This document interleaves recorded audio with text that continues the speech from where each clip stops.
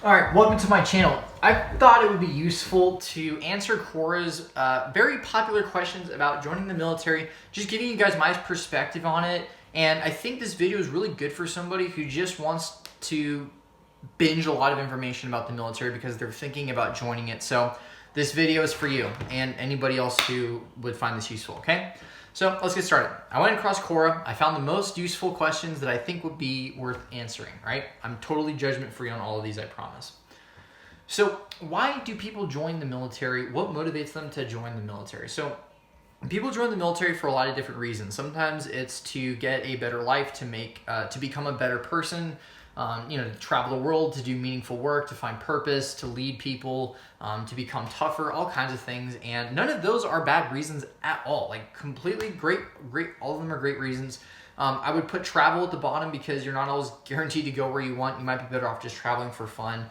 But really the best reasons that I can say from my personal self is that I wanted to become a better person. I wanted to learn about leadership. I wanted to challenge myself and meet some really awesome people along the way. Okay. And that is a great reason that has worked really well for me. And that's what I would tell anybody. All right. What motivates people to join the military? A lot of things. When 9/11 happened, that was a big motivation for people. They wanted to serve their country and do something with purpose. And they were of the age that they were able to do that. All right. So a lot of answers to this question. I think it really depends on, you need your strongest reasons to be the closest to you. They need to be less surface level, whether it's about patriotism, traveling, shooting guns, sleeping in the woods, having a good job, or flying planes. Like those are all great reasons, but you need to have something a lot deeper that really resonates with you on why. Because when times get tough, that's what you're going to pretty much be, falling back on. Should I join the military to learn discipline? Okay, I would say yes. Discipline is totally instilled in you, and it becomes a habit that your friends will think is obnoxious to some degree. It teaches you a lot about discipline. It shows you why discipline works and why it's worth going through developing discipline just to become a better individual and a better team player. And discipline can be developed on your own. You don't need the military to develop discipline if you have the discipline to develop it on your own outside, right? Totally possible. There's plenty of civilians that are very disciplined, sometimes even more disciplined than military members, all right? So just because someone's in the military doesn't mean they are a disciplined person. They can be disciplined in the moment, but as soon as they go home, they're a hot mess. They go out of regs and stuff. Real quick note, my hair is long because I'm waiting to report to a duty station, so I don't report to a unit right now. That's why I'm growing it out, just for the fun of it, okay? So don't bash on my long hair. The military will give you discipline, but it's your responsibility to keep and hold on to it. Should I join the military as a last resort? I'm 24, not fully employed. I have a useless college degree, and I live at my parents' house. I've been feeling depressed, searching for purpose. I'm hoping the military can help turn my life around.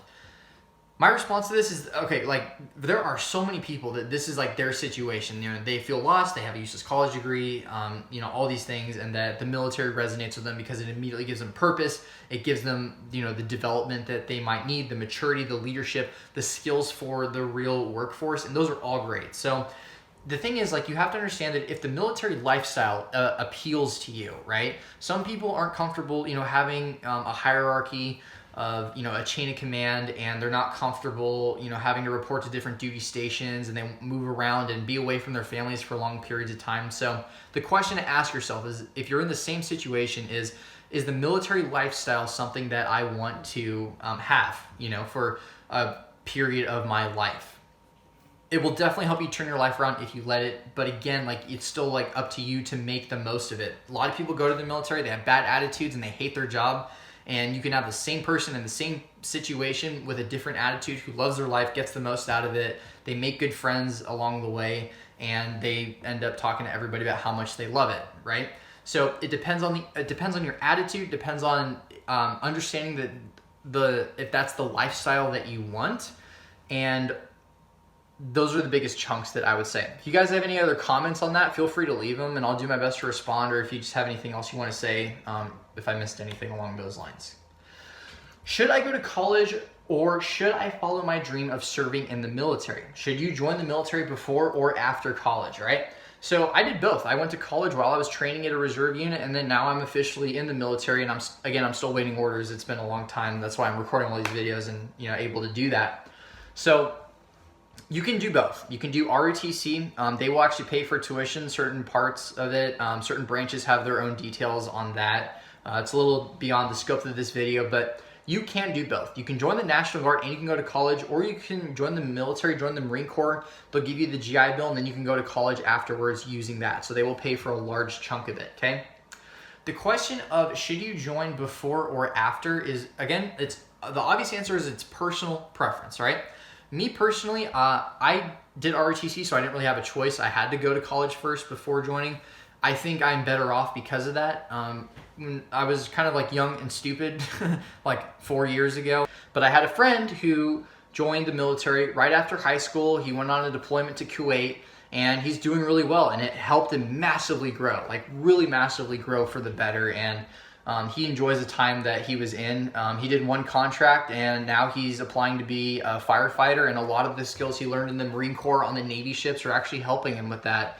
And so it's really a personality thing, and it's really just understanding like what you're getting yourself into for your respective branch. Do you want to go into an engineering field for, after coming out of the Air Force? They will give you a lot of proficiency on a lot of different technical skills that you can put on a resume, and maybe even skip the college part, depending on what you're doing, right? I even did a whole video on ROTC explained if you want some more information on that.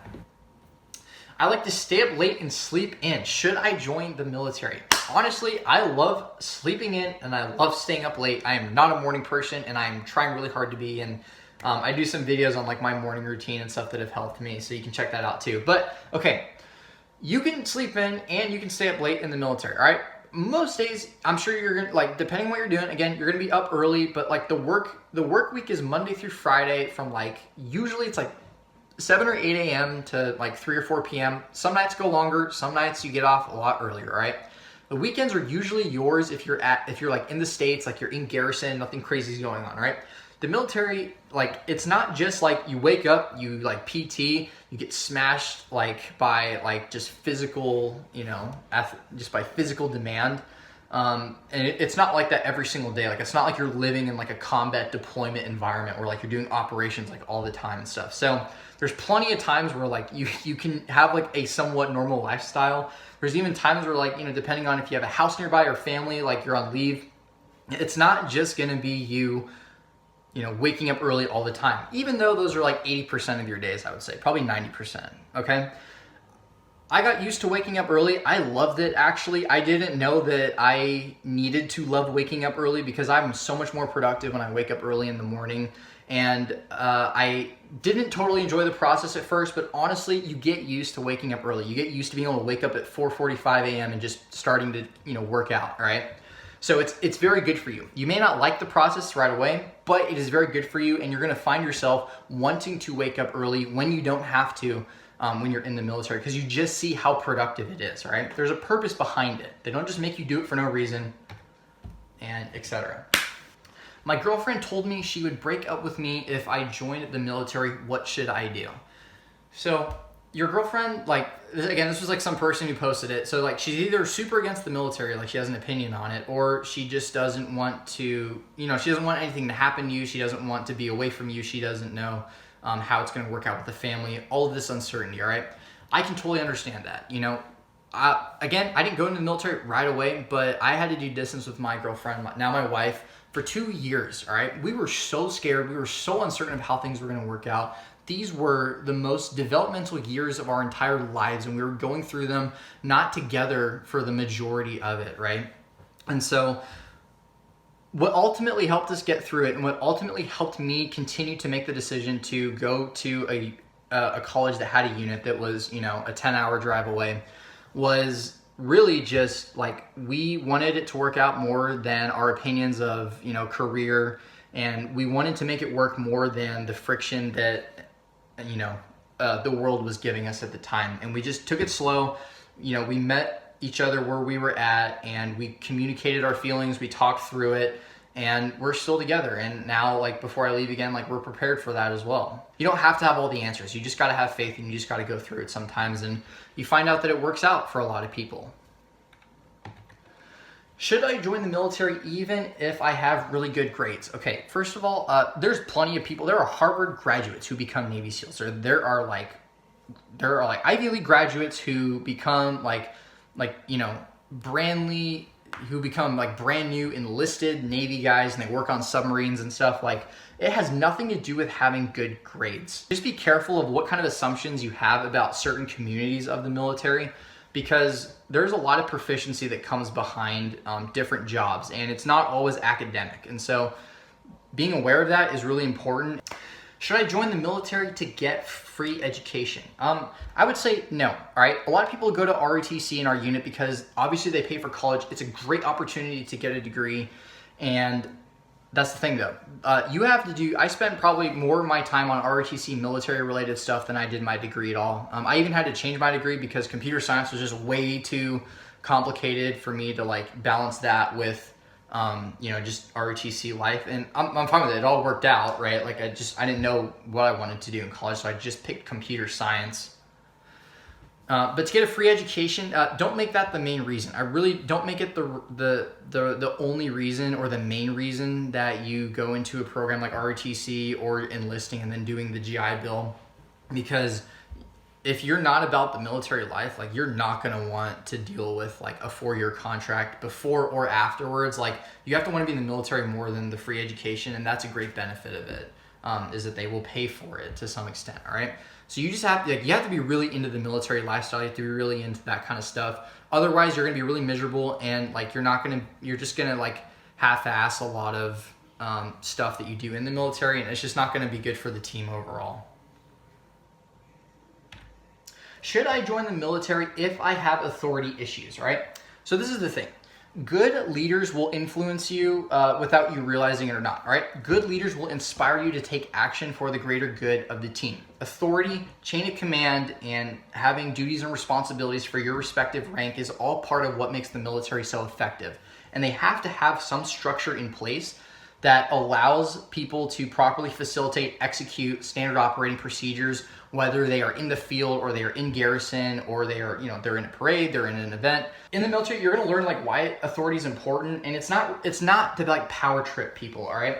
It's to make the team more effective, and you're gonna see how authority plays into making effective teams, and you're even gonna see throughout your career like what makes it ineffective, all right? And the more you boss people around, the more that you just try to like manage and nitpick everything that your subordinates do, the less effective you're gonna see your team become, right? So you have to give you have to give autonomy to your people to let them complete the tasks in the way that they best see fit sometimes. So this perception that the military is just people breathing down your neck, telling you what to do, how to do it every day, is just not true, right? There's a lot of responsibility placed on people, even at the lowest, most entry-level positions, and people's ability to correctly follow procedures and all of that good stuff is what makes the military effective. Okay? And eventually you're going to be in leadership positions where you're going to want your subordinates to follow what you need to get done to be effective. All right, I'm 20. Should I join the military so I can move to Hawaii? All right, travel is a great benefit of being in the military. If you really like travel, don't do it thinking that you're going to get certain ports, certain stations, certain forts, certain places in the world, all right? Because again, like you might be told by a recruiter, you might be told by somebody that, oh, okay, I'll give you Hawaii. Like you can have Hawaii as your first station. And then you say yes, and you're like, oh, sweet. Like I'm so excited. But then you find out that, the fine hidden details was that, all right, well now you have to add 2 more years to your contract, right? So there's like some hidden movements in between, like when people are like trying to like bribe you with like the station that you want and things like that. It happens, and you just need to be aware of it. So I would not join the military so you can move to Hawaii, because one, you're not guaranteed to get Hawaii, and sometimes there's some strings attached to getting the station that you want. Don't make locations the main reason you want to join the military, because you're not guaranteed to get it. What's it like for a gentle person to join the military? For young people who are more into books and games, is it harder for them to cope with the rigors of basic training in military life? Are there less obvious traits to being a good... So, what's it like for a gentle person to join the military? For young people who are more into books and games, is it harder for them to cope with the rigors of basic training in military life? Are there less obvious traits to being a good leader. So a gentle person, maybe somebody who doesn't like, doing like martial arts and shooting guns and camping out. Like there's plenty of communities that don't do that. Like there's all kinds of different job opportunities for people of different personalities. And the good news is that the military needs all types of people. It needs a diverse background of people. It doesn't need, it's not good to have an organization that is just full of hard charging, gun shooting, door kicking grunts, You need people that come from different walks of life that have different perspectives on things. So to this person, I would just say, find the community, find the branch that you most associate with that is kind of like matching your personality in a way, all right? Basic training, military life will always be challenging. Just like any other thing in life, you're gonna be challenged in certain ways, okay? Basic training, you might get yelled at, you might get you might not eat a lot, you might not sleep a lot sometimes. It's just part of it, right? There's so many people that have gone through this training process that have made it through, that have become better people in the process, and being tested, in basic training, if that is something that you're worried about, is good for you. It's good to test yourself and challenge yourself and grow, because that's what's going to make you a better person, and you're going to reflect on your military experience years later, and you're going to be glad that you went through some of these challenges, right? Less obvious traits to being a good soldier / airman / sailor / marine. I did a video on how to develop leadership. I think that would best answer this one in really great detail if you're interested in that, and I'll leave a link to it too if you're interested. If I'm a Christian, should I join the military? So a common Bible verse that might conflict with a lot of people is the one that says, "Thou shalt not murder." And some translations of the Bible say, "Thou shalt not kill." And you can understand the differences between the two of them, right? So joining the military, if you end up in combat and you end up killing somebody because of the situation you're in, the Bible says that's not murder. It's killing, but it's not murder, because murder comes from a different type of intention, and that's very different, okay? Okay, you can look at Psalms 144:1, all right? It literally is a prayer that is said to basically help soldiers become more efficient at their job, all right? So many of my friends are Christians, so many of them are religious. You're gonna have a very supportive community if you have good leadership in the military, all right? If you have any other questions, comments, I'll do my best to respond, and we'll take it from there. I have some other videos on how to prepare for OCS, develop leadership, all of those good things, so be sure to check them out.